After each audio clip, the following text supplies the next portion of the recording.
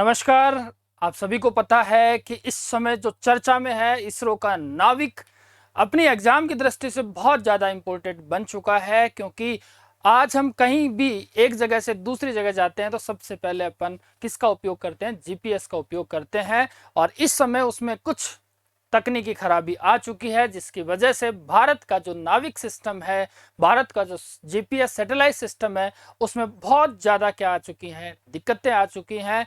और इसीलिए सवाल हमारी जो कैटेगरी में बनते हैं, कौन कौन से एग्जाम में आने वाले हैं, इन सब पर क्या होगा, आज खास डिस्कशन होगा।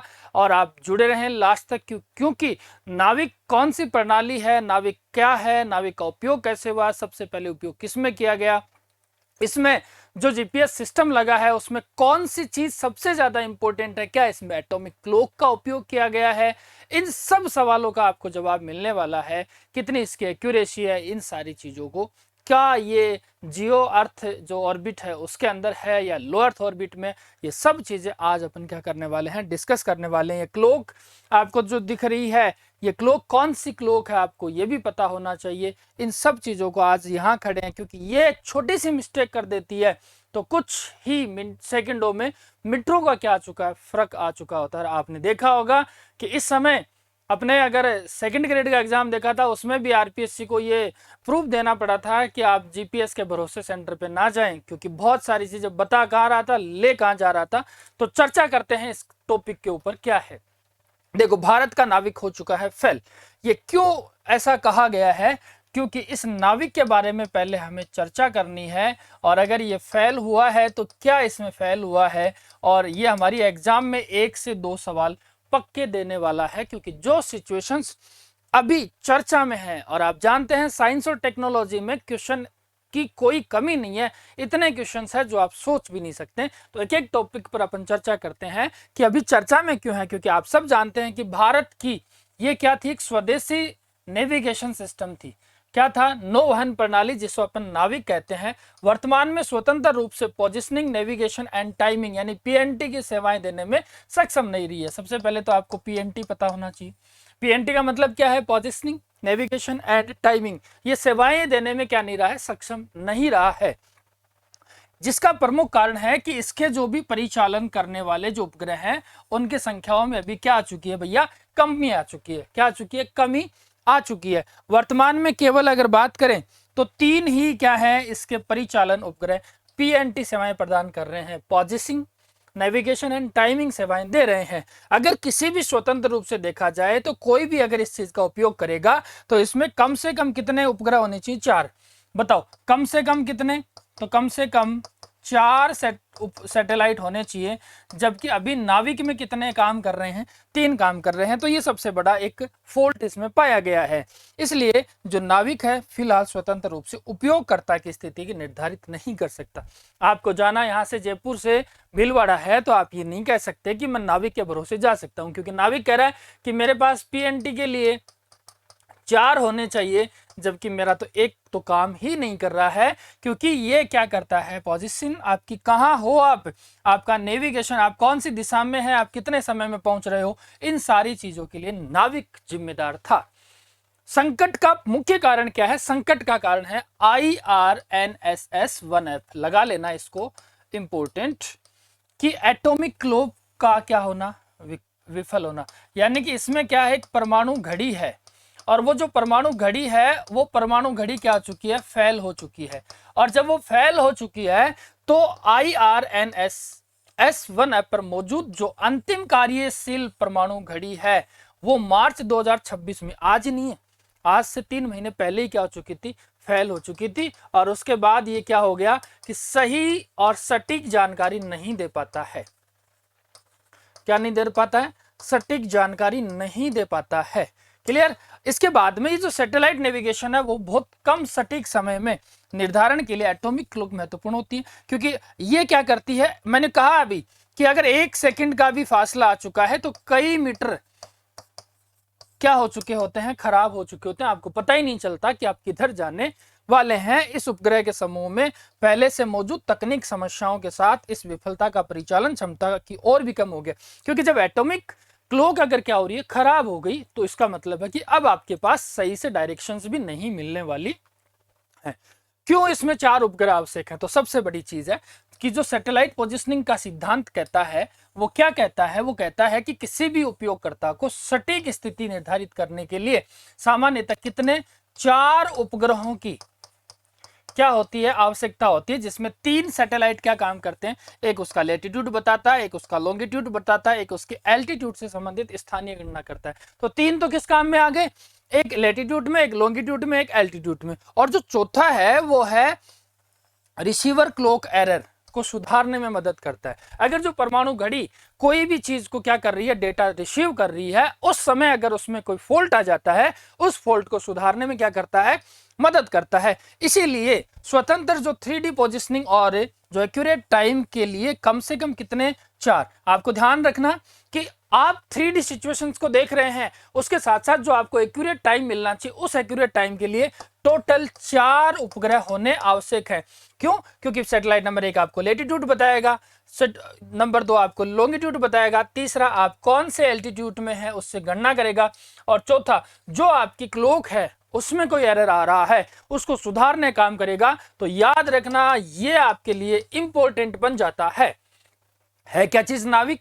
तो नाविक नेविगेशन विथ इंडियन कंसल्टेशंस अगर अपन बात करें तो ये भारत की स्वदेशी सैटेलाइट बेस्ड नेविगेशन सिस्टम है। अर्थात भारत का नाविक सिस्टम वो है जो हमारे इसरो के द्वारा विकसित किया गया है। डेवलप्ड बाय किसके द्वारा? तो आप कहेंगे इसरो के द्वारा है। इसका पूरा नाम अगर बात करें, इसका पहले का नाम IRNSS है, Indian regional navigation satellite system.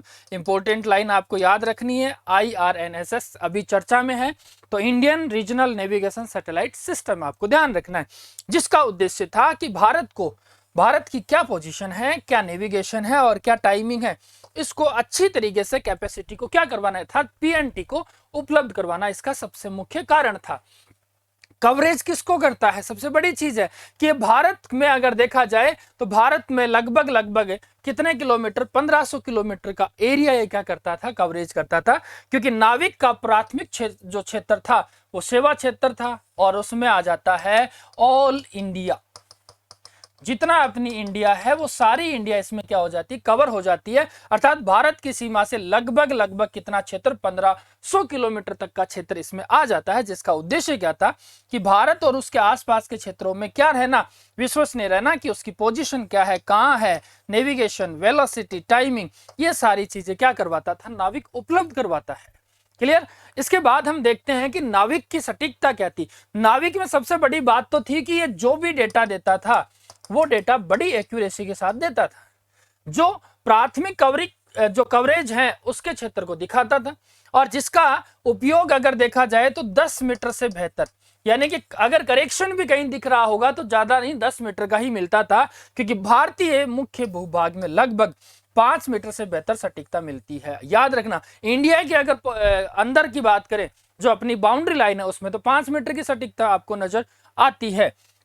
इसी कारण से नाविक कई लोकेशन बेस्ड एप्लीकेशन में उपयोग होने लग गया था। बहुत सारी जगह पर अपने मोबाइल में भी आप देखो, अपन जीपीएस चलाते हैं, जीपीएस अपना नहीं है लेकिन नाविक अपन चला रहे हैं, तो बहुत से मोबाइलों में, बहुत से ऐसे सिस्टम्स में नाविक अपना एप्लीकेशंस को या अपने सॉफ्टवेयर को उसमें क्या कर चुका है, डाल चुका है, जो हमें सटीक जानकारी देता है। नाविक की 2 प्रमुख सेवाएं होती है। नंबर 1 है SPS। SPS का मतलब है standard positioning service. Standard positioning service सामान्य नागरिकों के लिए होती थी, जो कि एक ओपन सर्विस है। स्टैंडर्ड अगर बात करें तो किस में हो सकती थी, हमारे स्मार्टफोन में, हमारा जो व्हीकल ट्रैकिंग है, आजकल सब गाड़ियां हैं, उन गाड़ियों में आप देखेंगे तो व्हीकल ट्रैकिंग में इसका उपयोग होता है ये। और दूसरी है RS का मतलब है रेस्ट्रिक्टेड सर्विस। ये केवल जो कूटबंद एनक्रिप्टेड है उन जगह पर होती है, केवल अधिकृत उपयोगकर्ताओं के लिए, अर्थात जो भारतीय सशस्त्र बल और जो सिक्योरिटी एजेंसियां हैं वो काम कर सकती है। जो RS आपको ध्यान रखना है, RS कौन, RS का मतलब है सिक्योरिटी फोर्स। कौन है सिक्योरिटी फोर्स? SPS कौन? भारत में रहने वाला जो आम नागरिक है। ये ओपन सर्विस है, ध्यान ये रखना है, ये क्लोज है, अर्थात इसके लिए आपको परमिशन लेनी पड़ेगी, और यह क्या है आपके लिए, ओपन सर्विस है। ये क्या है आपके लिए, ओपन सर्विस है। नाविक का जो मूल सैटेलाइट है वो कौन सा कंसल्टेशन है? तो 7 सैटेलाइट की मूल संरचना नाविक में है, क्योंकि नाविक को प्रारंभ में 7 उपग्रहों के समूह के रूप में विकसित किया गया था। याद रखना, पहले जो नाविक था उस नाविक को कितने में, 7 में। और जो अभी कितने सैटेलाइट हैं नाविक में, 4 हैं। 4 होंगे तो माना जाएगा कि ये अच्छे तरीके से काम करेगा, और एक अभी खराब हो गया तो डेटा देना क्या कर दिया, बंद कर दिया।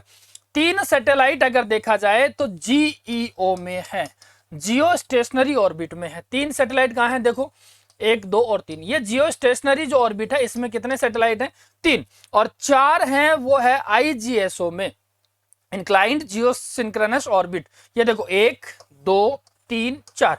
ये इस तरीके से क्या करते हैं, रोटेट करते हैं। और 3 किस्में हैं जियो स्टेशनरी में, जिसका उद्देश्य यही है कि भारत का जो आसपास का क्षेत्र है उसकी पूरी तरीके की नेविगेशन को क्या करना, कवरेज करना, इसका सबसे बड़ा काम है। तो आपको ध्यान रखना, नेविगेशन जो मूल सैटेलाइट है उसमें कितने, 7 में से 3 जियो स्टेशनरी और 4 किस्में आईजीएसओ में है।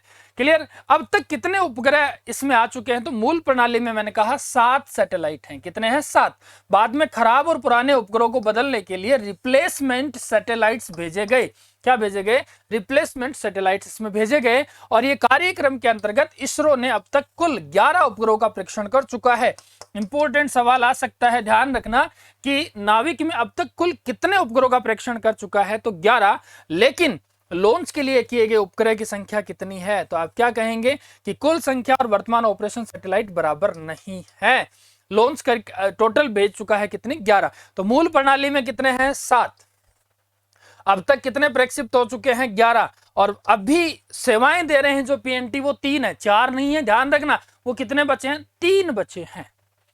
इसमें जो ये बहुत इंपॉर्टेंट चीज है, चौथी जो सैटेलाइट्स को बताता है, और वो चौथा सैटेलाइट कहता है कि कोई भी एटॉमिक क्लॉक में अगर रिसीवर में क्या किसी भी प्रकार की त्रुटि आ जाती है, उसके लिए जिम्मेदार कौन है, सटीक जानकारी आपको जो दे रही है वो कौन दे रही है, एटॉमिक क्लॉक दे रही है। सैटेलाइट नेविगेशन में दूरी का निर्धारण मुख्यतः इसी आधार पर होता है, इसलिए इंपॉर्टेंट है। आप कितनी दूर जा रहे हैं इसका निर्धारण यही करती है। सैटेलाइट सिग्नल और रिसीवर तक पहुंचने में कितना समय लगा वो भी कौन बताता है, एटॉमिक क्लॉक बताती है। क्योंकि आपका जो प्रीसियस टाइम है अत्यंत सटीक प्रदान करने का काम किसका है, एटॉमिक क्लॉक का है। एक्यूरेट पोजीशनिंग आपकी है, सही सटीक जानकारी स्थिति आपकी बताना, वो एटॉमिक काम का है। सिंक्रोनाइजेशन अगर अपन बात करें कि सैटेलाइट और रिसीवर के बीच समय का सामंजस्य कैसे हो, वो ये बताएगा। नेविगेशन की एक्यूरेसी कैसी है वो भी कौन बताएगी, एटॉमिक क्लॉक बताएगी। इसका एक फॉर्मूला है जो कि हमारे एग्जाम्स में नहीं आने वाला है, आप इस चीज में बिल्कुल भी ध्यान ना दें। ये महत्वपूर्ण ऐसा है क्योंकि 1 नैनोसेकंड का जहां भी नाम आ जाए 10⁻⁹ सेकंड की त्रुटि लगभग 30 सेंटीमीटर की दूरी की त्रुटि है। सोचो कि एक छोटा सा नैनो पार्टिकल्स भी आ जाए तो कितनी डिस्टेंस आ जाती है, 30 सेंटीमीटर का फ्लक्चुएशन इसमें आ जाता है। तो 1 सेकंड तो बहुत क्या आ चुकी है, बड़ी बात हो चुकी होती है। इसीलिए एटॉमिक क्लॉक को बिना सटीक नेविगेशन के संभव ही नहीं है। अगर ये खराब है तो आपका नाविक पूरी तरीके से क्या हो चुका है, खराब हो चुका है। क्या स्मार्टफोन पर भी इसका असर पड़ेगा, भाई खत्म हो गया। हर कोई आदमी आज क्या कर रहा है, किस पर डिपेंड है, आप सोचो। जो भी कोई है वो सब के सब इस चीज पर डिपेंड है कि सर कहीं भी जाना हो गूगल मैप लगा लो, ये लगा लो। तो इस चीज में तो अधिकांशतः अगर देखा जाए तो अभी तो इस पर प्रभाव नहीं पड़ना है, क्योंकि ज्यादातर स्मार्टफोन में केवल नाविक पर निर्भर नहीं है। हम तो देखो जीपीएस पर हैं, जो अगर आप देखेंगे कि तो यूएसए का है उस पर है ना। हम तो अगर बात करें ग्लोनास पर हैं, हम तो अगर गैलीलियो पर हैं, कई जगह पर आप देखोगे तो बाइडियो पर भी है। और ये भारत वाले हैं जो नाविक पर हैं, क्योंकि जीपीएस ग्लोबल पोजिशनिंग सिस्टम किसका है, तो आप कहेंगे कि आप देख रहे हैं कि किसका है, यूएसए का है ना। उसके बाद में ग्लोनास है, गैलीलियो है, इसके बाद में चाइना का बाइडो है, और भारत का कौन सा है, नाविक है। तो ज्यादातर जो अगर बात करें तो अधिकांशतः इसका डायरेक्ट इफेक्ट अभी नहीं पड़ने वाला है, बट हाँ भारत के लिए ऐसा माना जा रहा है कि झटका है। तो आपके साथ अगर ये इंपॉर्टेंट है तो ये सवाल आपके लिए इंपॉर्टेंट बन जाता है। आप ये जरूर बताएं कि गैलीलियो किसका है और ग्लोनास किसका है। लो मैं ही बता देता हूं, जीपीएस अगर बात करें तो अमेरिका का, ग्लोनास रशिया का, गैलीलियो ईयू का, बाइडियो अगर बात करें, चीन का नाविक किसका है? भारत का नाविक मूलतः रीजनल नेविगेशन सिस्टम है, ये आपको ध्यान रखना है। जबकि और बाकी जितने भी हैं वो जीपीएस, ग्लोनास, गैलीलियो, बाइडियो, ये वैश्विक कवरेज प्रणाली पूरे विश्व को क्या कर रहे हैं? कवरेज कर रहे हैं। इसलिए ये देखो पूरी की पूरी वर्ल्ड को क्या कर देते हैं? कवरेज कर रहे हैं। जीपीएस, ग्लोनास, गैलीलियो, ये भारत भी इसमें था, लेकिन भारत ये कह रहा था कि 1500 किलोमीटर भारत की रेंज तक मैं क्या करूंगा? कवर कर सकता हूं। लेकिन भारत को अब इसकी खुद की आवश्यकता क्यों पड़ी? जब अगर जीपीएस है, गैलीलियो है, ग्लोनास है, तो फिर भारत को नाविक की जरूरत क्यों पड़ी? क्योंकि भारत को विदेशी नेविगेशन सिस्टम पर पूर्णतः निर्भरता को कम करने के लिए हम चाह रहे थे कि मेक इन इंडिया, या अगर अपन बात करें आत्मनिर्भर भारत, किसकी बात करें? आत्मनिर्भर भारत की बात करें, उसके लिए था। और दूसरी चीज 1999 का जो कारगिल संघर्ष हुआ था, कारगिल युद्ध हुआ था, वहां हमारे लिए बहुत खतरनाक काम था, क्योंकि कारगिल के दौरान भारत के लिए आवश्यक उच्च गुणवत्ता वाले जीपीएस डेटा तक पहुंच का मुद्दा सामने आया था। अरे हमें जाना कहां है, जाएं कैसे? क्योंकि क्या पता बाहर वाला कब अपने सिस्टम को बंद कर दे। हमारा खुद का कुछ भी हो, अगर कोई भी घाटी पे युद्ध होने लग जाए, कोई भी ऐसी ट्रेजडी हो जाए, तो हमारा सिस्टम काम करके उसको परिणाम दे सकता है। इसीलिए विदेशी इंफ्रास्ट्रक्चर पर निर्भरता, ऐसा मानो कि एक जोखिम को बुला देना। क्या पता आज अमेरिका के साथ अपना व्यवहार अच्छा हो, लेकिन क्या कल अच्छा रह सकता है? ये नहीं कहा जा सकता। आज रूस के साथ अच्छा हो, कल नहीं हो। ईयू क्या पता अपना गैलीलियो बंद कर दे। तो इसलिए हमें क्या जरूरी पड़ी? भारत को कहा कि हम तो खुद ही अपनी नेविगेशन कैपेसिटी की आवश्यकता को पहचानो, और इसी के आधार पर IRNSS और नाविक का क्या हुआ? इसरो के द्वारा डेवलपमेंट किया गया। ये आपको ध्यान रखना है। और ये विदेशी नेविगेशन सिस्टम जरूर आप ध्यान रखना। जीपीएस अमेरिका, ग्लोनास रूस का, गैलीलियो ईयू का, बीडीओ किसका है? तो इन सब चीन का, इन सब चीजों को क्या करना है? सामरिक जोखिम का बात है। नाविक का सामरिक महत्व, हमारी जो स्ट्रेटेजिक इंपोर्टेंस है वो क्या है? तो सबसे पहले एक तो जितने भी अपने ऑपरेशन चलते हैं मिलिट्री के, उनमें काम की है। मिसाइल को गाइडेड करने के लिए इसकी पीएनटी जरूरी है, पोजीशन, नेविगेशन और टाइमिंग जरूरी है। सैनिकों और जो सैन्य वाहन है उनकी पोजीशनिंग जरूरी है, कहाँ वो हैं नहीं है, उनकी ट्रैकिंग होना क्या है? जरूरी है।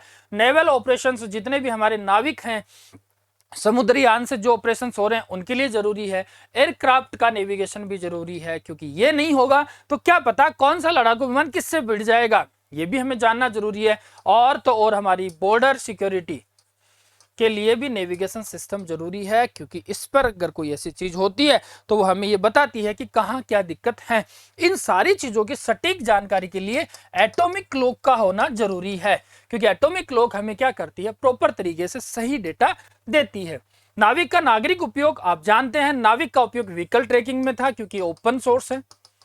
ठीक है, आप रोड, ये भी ओपन है, क्योंकि आप कहीं पर भी सड़क की बात करते हैं तो है। रेलवे नेविगेशन आप देखो ना, आपने अपने मोबाइल में कोई भी एप्लीकेशन डाउनलोड किया और उस एप्लीकेशन से आपको पता चल गया कि सर मेरी ट्रेन कहाँ तक आई है, वो भी किससे है ना। इससे अलावा अगर जो अपनी मैरीटाइम्स नेविगेशन है, जहाज है, उनका पता चल जाता है। डिजास्टर की बात करें कि कहीं आपदा आ जाए, उस समय उस जहां भी हो उसमें एक सिस्टम जीपीएस लगा दिया है, नाविक लगा दिया, उससे क्या पता चल जाता है कि ये मैपिंग में आप सब 100% इसका क्या करते हैं? यूज करते हैं, है ना। कोई भी सर्वे कर रहे हैं उसमें नाविक का यूज होता है। लोकेशन बेस्ड जो सर्विस है उसमें नाविक का यूज होता है। और तो और जो भी टाइम है, किसी भी चीज को अगर आप क्या कर रहे हैं, लॉन्चिंग के समय काम कर रहे हैं, इस समय आपने पहले से ऑटोमेटिक सेट करके छोड़ दिया, तो उसी टाइम पर क्या हो जाती है? आप शेड्यूल लगाते हैं ना हर चीज में, वो शेड्यूल भी नाविक की वजह से ही है। तो नाविक सटीक पोजीशनिंग, नेविगेशन और टाइमिंग की सेवाएं के साथ साथ हर परिस्थिति में कैसे भी सिचुएशन हो वहां पर काम करने का काम है। अर्थात सटीक समय और सटीक भारत, इसकी बात होती है। ये आपको क्या रखना है भाई? ध्यान रखना है। वर्तमान में ये संकट हमारे लिए क्यों महत्वपूर्ण बन चुका है? ये हमारे लिए सबसे बड़ी एक खास क्या बन चुकी है? बात बन चुकी है। क्यों? क्योंकि अगर आप देखेंगे तो विश्वसनीयता इसकी खत्म होती जा रही है। कैसे? कि स्वदेशी नेटवर्क, जो नेविगेशन नेटवर्क है, उसकी रियलिटी पर क्या उठ गया है? सवाल उठ गया है कि तुम्हारा तो सिस्टम चलता चलता ही खराब हो गया, इसकी क्या गारंटी है कि आगे ये चीज सही होगी? स्ट्रेटेजिक डिपेंडेंसी, अब वापस हमें वही चार जो देश हैं उन 4 देशों पर वापस अपनी निर्भरता दिखानी पड़ेगी, जो कि हम नहीं चाहते हैं। लेकिन आप चाहो या ना चाहो उससे कोई फर्क नहीं पड़ेगा, आपको जीपीएस भी लेना पड़ेगा, आपको ग्लोनास भी लेना पड़ेगा, गैलीलियो भी लेना पड़ेगा, बाइडियो भी लेना पड़ेगा, जरूरी है। क्योंकि अब हमें क्या करना पड़ेगा, अगर हमारा नाविक की एटॉमिक पावर काम नहीं कर रही है तो कोई नया आपको क्या करना पड़ेगा, उसका रिप्लेसमेंट लाना पड़ेगा, तब जाके काम होगा। फिर आपको एटॉमिक क्लॉक की रिलेबिलिटी पर ध्यान रखना पड़ेगा, क्योंकि ये विश्वसनीय स्वदेशी में आवश्यकता तो इसी की पड़ेगी। अब आप इस पर कैसे विश्वास कर सकते हो कि ये चलते चलते खराब हो गई, तो इस पर भी सवाल खड़ा हो रहा है। और तो और जो कंसल्टेशंस है रेजिलेंस की, क्योंकि वापस ये जो सटीक चीजें 3-4 चीजें जो चली हैं उस पर क्या बैकअप वापस आ सकता है क्या, इन सारी चीजों को अगर देखा जाए तो एक मजबूत, विश्वसनीय, आत्मनिर्भर नेविगेशन के लिए हमें क्या जरूरी है, दोबारा किसी भी रिप्लेसमेंट की आवश्यकता की जरूरी है। इससे होगा क्या, तो इससे यही होगा कि प्रभाव सबसे ज्यादा अभी कहां पड़ सकता है कि तत्काल तो कोई बड़ा प्रभाव नहीं, अर्थात हम ये कह सकते हैं कि अभी कोई जोखिम नहीं है, लेकिन पड़ सकता है थल सेना पर, नौसेना पर, वायुसेना पर, बॉर्डर सिक्योरिटी पर। क्यों? क्योंकि ये जितने भी हैं, ये जो विदेशी जो सैटेलाइट हैं, उन सैटेलाइट्स पर अपन क्या नहीं कर सकते, विश्वास नहीं कर सकते हैं। इसका अर्थ है कि नेविगेशन के लिए केवल एक सैटेलाइट कंसल्टेशंस पर निर्भरता आवश्यक नहीं है। हम अभी नहीं है कि इसी पर है, लेकिन हमें हमारा जरूरी है, ये ध्यान रखना है। इसरो की रिकवरी प्लान क्या होगा, तो इसरो कह रहा है कि मैं वापस मजबूत करने के लिए एक नया काम ला रहा हूं। NVS-03 जो प्रक्षेपण के लिए तैयार है, NVS-04 जो निर्माण के विकास के लिए एक अपग्रेडेड पार्ट पर है, और NVS जो अभी निर्माण और विकास के भी अपग्रेडेड पार्ट पर है। तो इसरो कह रहा है कोई बात नहीं, अगर नाविक अभी परमाणु एटॉमिक क्लॉक फेल हुई है तो भी मैं फिर वापस भी NVS-3, 4 और 5 ये अभी लॉन्च कभी भी कर सकता हूं, क्योंकि अपग्रेडेड सिचुएशंस पे है। अर्थात भारत अभी भी कह रहा है, सब कह रहे हैं कि फेल हो गया, लेकिन भारत कह रहा है कि भारत का इसरो अभी भी कह रहा है कि मैं अभी नहीं मान रहा हूं कि फेल हो चुका है, अभी बहुत कुछ काम है। अब इस NVS में सीरीज का महत्व क्या है, क्योंकि NVS की सीरीज का महत्व है कि वापस इसको मजबूत करना, पुराने उपग्रह को रिप्लेस करना, बेहतर नेविगेशन की कंटिन्यूटी वापस देना और अधिक विश्वसनीय टाइमिंग देना, साथ ही जो PNT की आवश्यकताओं को क्या करना, पूरा करना। तब तो हम ऐसे मानेंगे, क्योंकि NVS-03 है, ये रिप्लेस होगा किसकी जगह, IRNSS-1 आई के द्वारा। 4 किसकी जगह रिप्लेस होगा, तो 1A की जगह। और अगर अपन बात करें 5 किसकी जगह होगा, तो 1B की तरह क्या होगा, रिप्लेस होगा। जैसे ही रिप्लेस हो जाता है वापस हमारा नाविक सिस्टम ऑन हो जाएगा। और आगे की क्या राह हो सकती है, क्योंकि नाविक का जो कंसल्टेशन है वो वापस क्या हो जाए, पुनर्निर्मित हो जाए। बैकअप जरूरी है, सबसे बड़ा सवाल बैकअप जरूरी है। स्वदेशी ऑटोमिक टेक्नोलॉजी को मजबूत करना जरूरी है, ग्राउंड का सेगमेंट जानना जरूरी है, नेवी कंपेबिलिटी चिपसेट को बढ़ावा देना जरूरी है, स्मार्टफोन और व्हीकल्स में जो चीजें आ रही हैं उन पर वापस उसी चीज को देखना जरूरी है। सैन्य क्षेत्र के लिए जो PNT है, पोजिशनिंग, नेविगेशन और टाइमिंग, उसको विकसित करना जरूरी है। और जो विदेशी जो GNSS हैं उन पर निर्भरता करना भी क्या है, हमें कम करना, सुनिश्चित करना, ये देखना जरूरी है। क्योंकि यही सवाल है कि हमारा जो नाविक अभी फेल हुआ है वो हमारी एग्जाम में कौन से क्वेश्चन छोड़ सकता है, यही छोड़ सकता है, कौन से नए आने वाले हैं, क्या इसमें डिफॉल्ट होता है, कितने उपग्रह हैं, ये सारी चीजें ध्यान रखनी है। आइए जानते हैं एक एक सवाल के बारे में जो अपने प्रीलिम्स में इस टॉपिक से रिलेटेड, ये जो नाविक का टॉपिक है, इस टॉपिक से रिलेटेड जो टॉप MCQs हैं वो आपके बीच में है। तो आप सही सही आंसर देने की कोशिश करना। नाविक जो IRNSS प्रणाली द्वारा स्वतंत्र रूप से उपयोगकर्ता की स्थिति अर्थात पोजिशनिंग का निर्धारण करने के लिए न्यूनतम कितने उपग्रह की आवश्यकता होती है, तो आप क्या कहेंगे, मिनिमम कितने होने चाहिए, 4 होने चाहिए, ये आपको पता होना चाहिए। क्लियर। नेक्स्ट हम बात करते हैं हाल ही में नाविक प्रणाली की स्वतंत्र सेवा प्रभावित होने का मुख्य तकनीकी कारण क्या रहा। क्या IRNS-1F उपग्रह की अंतम परमाणु घड़ी का विफल होना, या अगर अपन बात करें कि इसमें जो स्पेस डेब्रीज है, जो मलबा है अंतरिक्ष का, उसका टकराव होना? नहीं, ऐसा तो नहीं है। क्या शोर तूफान के कारण ग्राउंड कंट्रोल स्टेशन का संपर्क टूटना? नहीं। उपग्रहों के सौर पैनल को पूर्णतः क्षतिग्रस्त होना? नहीं, क्योंकि हम जानते हैं कि जो 1F है, उस 1F का क्या हो गया, एटॉमिक जो क्लॉक है वो क्या हो चुकी है, इसकी खराब हो चुकी है, इस कारण से। फिर हम बात करें कि नाविक प्रणाली का प्राथमिक कवरेज, जो प्राइमरी कवरेज एरिया है, वो कितना निर्धारित किया गया है? केवल भारत की भौगोलिक सीमा, संपूर्ण दक्षिण एशिया और हिंद महासागर, या अगर अपन बात करें कि संपूर्ण भारत के भूभाग का 1500 किलोमीटर तक का क्षेत्र। देखो, अगर आपने टॉपिक पूरा पढ़ा है तो आपको इजीली क्या हो जाएगा, याद हो जाएंगे क्वेश्चंस डेफिनेट। तो इसका राइट आंसर कौन सा है? सी। नाविक द्वारा भारत के मुख्य भूभाग, जो मेनलैंड इंडिया है, नागरिक उपयोगकर्ता के लिए कितनी स्थिति निर्धारण एक्यूरेसी की सॉरी सटीकता के साथ प्रदान की जाती है?